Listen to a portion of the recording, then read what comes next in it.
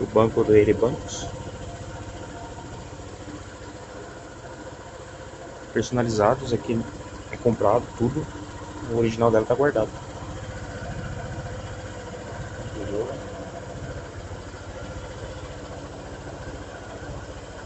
Guarda capacete. Tá novinha, pouco usada. Não tem muito o que falar não.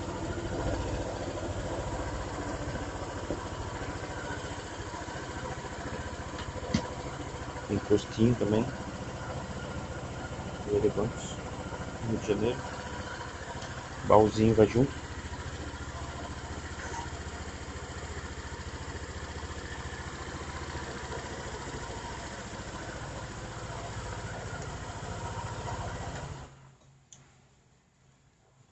Abertura do banco. Abertura da tampa do combustível.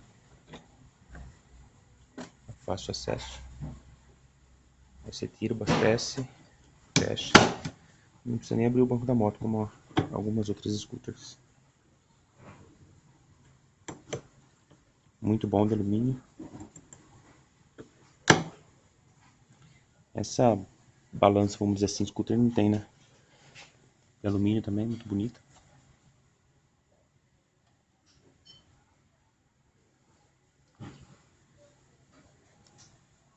Isso aí. Vamos ver se a gente pega o São Jorge agora. Agora tá melhor, né?